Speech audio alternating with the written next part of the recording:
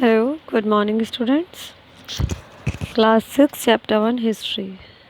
हम हिस्ट्री का 6 क्लास का चैप्टर 1 डिस्कस कर रहे हैं और आज का हमारा टॉपिक ऑफ डिस्कशन है name of land. Two of the words who open use for our country are India and Bharat. हमारे देश के लिए जो दो शब्द इस्तेमाल किए जाते हैं डिफाइन करने के लिए वो है, फर्स्ट है इंडिया, सेकंड है Bharat. The word India come from the Indus called the Sindhu in Sanskrit. जो शब्द इंडिया है वो किससे आया है? इंदुस से आया है, जो क्या कहलाता है, जिसको संस्कृत भाषा में क्या कहते हैं? सिंधु। यानी कि find Iran and Greece in your Atlas.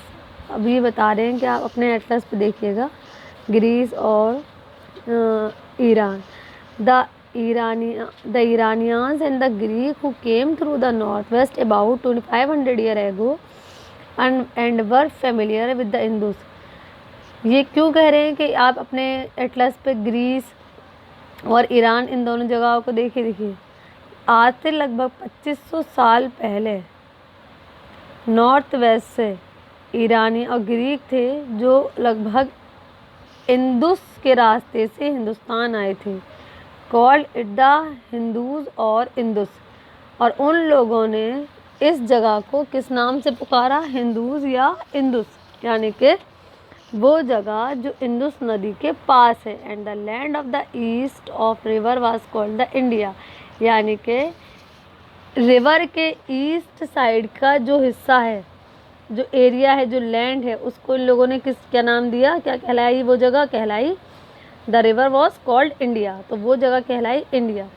The name Bharat was use for a group of people who live in the north west. और जो शब्द भारत है, भारत शब्द किस लिए इस्तेमाल किया जाता है? अ ग्रुप ऑफ पीपल, लोगों का समूह, कुछ लोगों का समूह जो नॉर्थ वेस्ट में रहता था, उन लोगों के लिए, उन लोगों को एक्सप्लेन करने के लिए भारत शब्द का इस्तेमाल किया गया। And who are mention in the Rigveda. और ये चीज़ ऋग्वेद, जो हिंदू धर्म की धार्मिक किताब है ऋग्वेद, उसमें भी ये चीज़ मेंशन की गई है। The earliest composition in Sanskrit. और जो ऋग्वेद है ये संस्कृत की सबसे पुरानी बुक है। लगभग ये आज से 3500 साल पहले लिखी गई थी। Later it was use for our country. और फिर क्या हुआ? ये जो नेम है भारत फिर हमारे देश के लिए इस्तेमाल किया जाने लगा। Finding out about the past. देखिए सवाल उठता है, हम पास्ट के बारे में कैसे जानें, कैसे पास्ट के बारे में इंफॉर्मेशन कलेक्ट करें? क्योंकि पास्ट के बारे में इंफॉर्मेशन कलेक्ट करने के लिए जो लोग पास्ट में रहते थे वो तो नहीं आ रहे हैं कि हमें आए और कहें भाई पास्ट में हम लोग इस तरह से रहते थे, ये सब कुछ कल्चर था, ये ट्रेडिशन था, हम इस तरह से एक दूसरे के साथ व्यापार करते थे। ना ही हम लोग उस वक्त मौजूद थे जो हमें पास्ट के बारे में पता चल सके। अब पास्ट के बारे में हम कैसे इन्फॉर्मेशन हासिल करते हैं कि जो हिस्टोरियंस हैं, आर्कियोलॉजिस्ट हैं, उनको जो भी एविडेंसेस मिले हैं उसकी बेस पर उन्होंने जो भी कंक्लूजन दिए हैं उनकी बेसिस पर हमें पास्ट के बारे में इन्फॉर्मेशन हासिल होती है। There are several ways of finding out about the past. यानी कि पास्ट के बारे में अगर हम जानना चाहते हैं तो उसके बहुत सारे तरीक़े हैं, कोई एक तरीक़ा नहीं है। One is the search for the read book that were written long ago. पहला तरीक़ा ये है कि जो सालों पहले जो किताबें लिखी गई थी आप उनको पढ़िए। जब आप उन किताबों को पढ़ोगे तो आपको पास्ट के बारे में इंफॉर्मेशन मिलेगी। यानी कि जो रिटन डॉक्यूमेंट्स है, जो रिटन मटेरियल है, जो टेक्स्ट मटेरियल है। These are called the manuscript. जैसे कि मनुस्क्रिप्ट है, because they were written by hand. Manuscript लिखी गई थी बाई हैंड, यानी कि किसी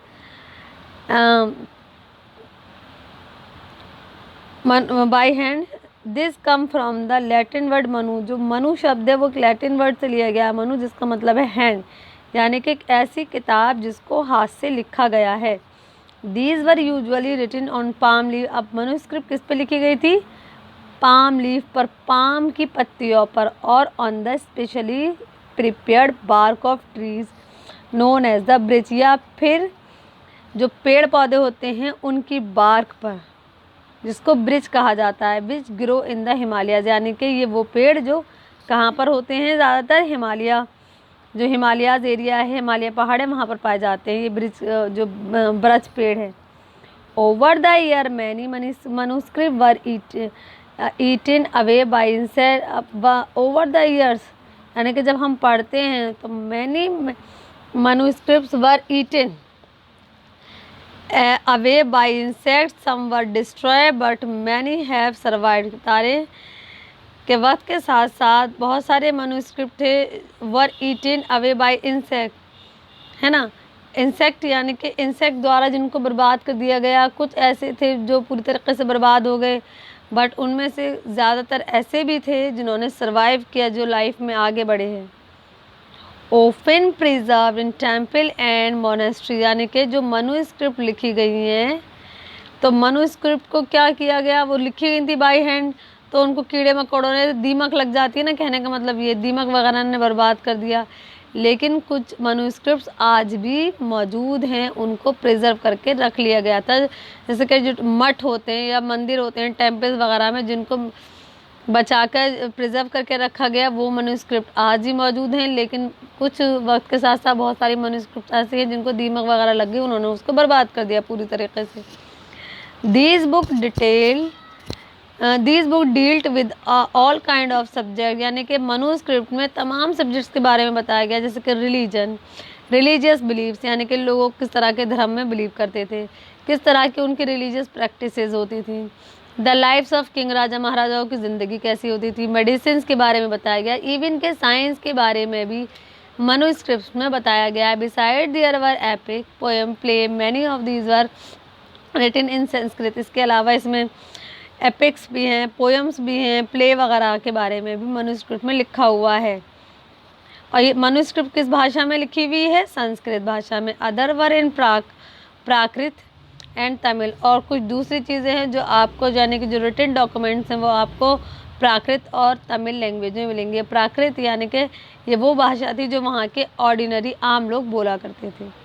we can also study inscription, इसके अलावा पास्ट के बारे में इस इंफॉर्मेशन कलेक्ट करने के लिए हम इंस्क्रिप्शंस की भी स्टडी करते हैं, क्योंकि इंस्क्रिप्शन की मदद से भी हमें पास्ट के बारे में काफ़ी इन्फॉर्मेशन हासिल होती है। इंस्क्रिप्शन यानी कि किसी पत्थर वगैरह पे खोद के लिखना। These are writing on relatively hard surfaces such as stone और मेटल, तो ये क्या होती है इंस्क्रिप्शन, यानी कि एक हार्ड सरफेस पर, चाहे वो पत्थर हो चाहे मेटल पे गोद के लिखना, तो उस चीज़ को कहते हैं inscription. Sometime king got their order inscribed so that the people could see, read and obey them। कभी कभी ऐसा होता था उस ज़माने में, जो राजा महाराजा जो ऑर्डर दिया करते थे, तो उनको किसी मतलब चीज़ पर, मेटल पर या फिर स्टोन वगैरह पर उसको गोद कर लिख दिया करते थे, ताकि उसको आराम से लोग पढ़ सकें और उस ऑर्डर को ओबे कर सकें, फॉलो भी कर सकें। There are other kind of inscription as well, where man and women including king and queen recorded what they did. कुछ ऐसे इंस्क्रिप्शंस भी हैं, बहुत कई तरह के इंस्क्रिप्शंस हैं। कुछ ऐसे भी हैं जिसमें ये दिखाया जाता है कि जिसमें मर्द और औरत, यानी कि राजा और रानी, यानी कि उनकी रानियाँ, उनके काम, रिकॉर्डेड व्हाट दे डिड, यानी कि वो किस तरह से काम करती थी, क्या काम करती थी, उन चीज़ को रिकॉर्ड के तौर पर उन इंस्क्रिप्शंस के द्वारा हमें दर्शाया गया है या दिखाया गया है। Example, king often kept record of victories in battle. मिसाल के तौर पर उस वक्त में जब राजा महाराजा युद्ध करते थे, लड़ाइयाँ लड़ते थे, जंग करते थे, बैटल, तो उसमें जो जीत जाते थे तो वो अपनी उस बैटल की जीत को, उस लड़ाई की जीत को एक तरह से अपनी विक्ट्री को किसी इंस्क्रिप्शन पर इंस्क्राइब करवा लिया करते थे, उस पर गुदवा लिया करते थे, ताकि वो रिकॉर्ड में रहे।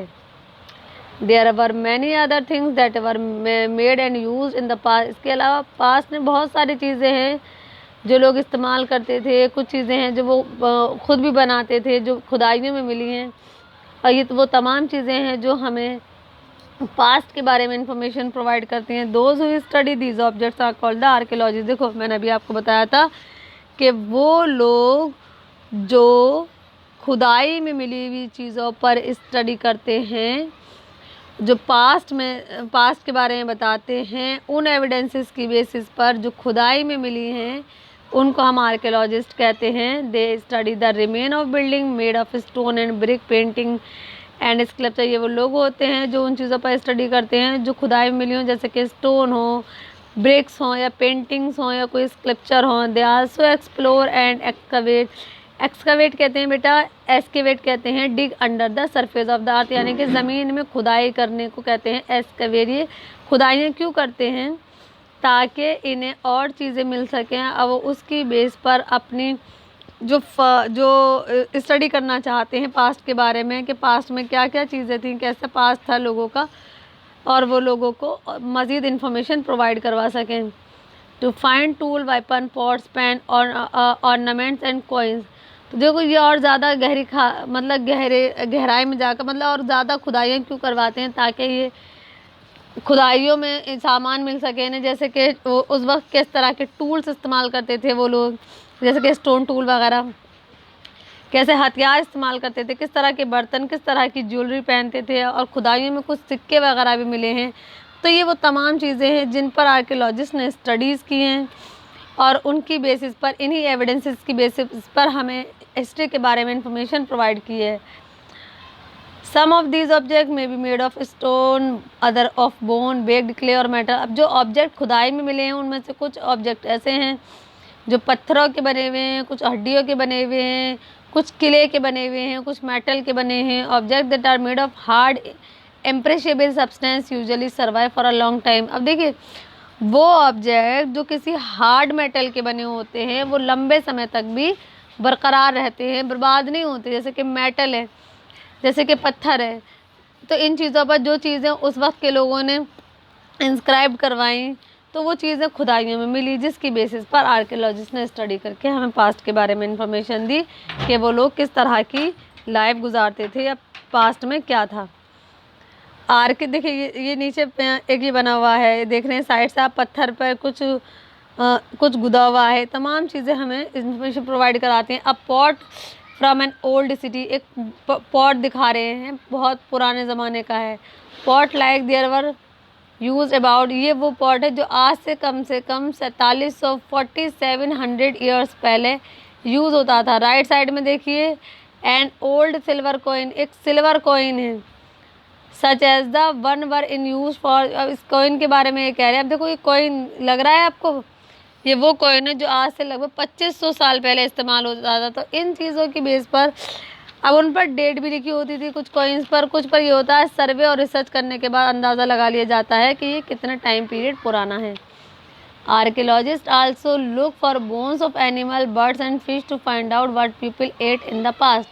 आर्कियोलॉजिस्ट ने जो हड्डियाँ मिली हैं अभी उन पर भी रिसर्च की है कि ये एनिमल्स की हैं या किसकी हैं, या परिंदों की हैं या किसी फ़िश वगैरह की हैं, ताकि वो ये पता लगा सके उस ज़माने में लोग क्या खाते थे। Plant remain survive for more rarely if seed of grain or piece of wood have been burned, they survive in a charred form। इस तरह प्लांट्स के जो मिली हैं चीज़ें कि किस तरह remain survive for more rarely, यानी कि पौधे वगैरह की चीज़ें बहुत कमी से मिली हैं। इफ़ सीड ऑफ ग्रेन और पीस ऑफ वुड, यानी कि मान लो कहीं किसी अनाज के दाने गिर गए, वहाँ पर खेती उस चीज़ की हो गई, या पीस ऑफ वुड कहीं कोई लकड़ी का पीस वगैरह मिल गया, है बर्न, जिसको जलाया आधा जला आधा रह गया। तो इन चीज़ों से पता चलता है कि वो लोग मतलब अनाज भी उगाने लगे थे हैं। तो इसकी बेसिस पर वो हमें तमाम पास्ट के बारे में इंफॉर्मेशन प्रोवाइड करते हैं। Historians that is scholar who study the past often use the word source to refer to information. Historians यानी कि वो स्कॉलर वगैरह जो पास्ट के बारे में स्टडी करते हैं वो इन तमाम चीज़ों को एज अ सोर्स के तौर पर यूज़ करते हैं ताकि वो पास्ट के बारे में इंफॉर्मेशन कलेक्ट कर सके। फाउंड फ्रॉम मनुस्क्रिप्ट, किन किन चीज़ों को इस्तेमाल करते हैं as a source in order to collect the information about the past. Manuscript को, इंस्क्रिप्शंस को, आर्कियोलॉजी को। One source are found, learning about the past become an adventure as we construct it bit by bits. So historians and archaeologists are like detectives who use all these sources like clues to find out about our past. तो देखिए इन तमाम चीज़ों को archaeologist और जो भी historians हैं वो यूज़ करते हैं एज अ एविडेंस, ताकि और as a clue, as a source, ताकि वो हमारे पास्ट के बारे में ज़्यादा से ज़्यादा इंफॉर्मेशन कलेक्ट कर सके और हमें पास्ट के बारे में इंफॉर्मेशन प्रोवाइड करा सके।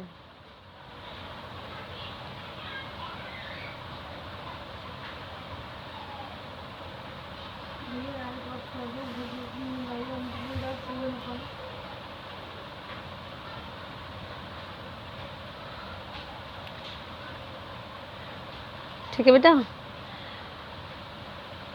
नेक्स्ट टॉपिक है आपका वन पास्ट और many. This topic I will discuss in next video. Thank you very much.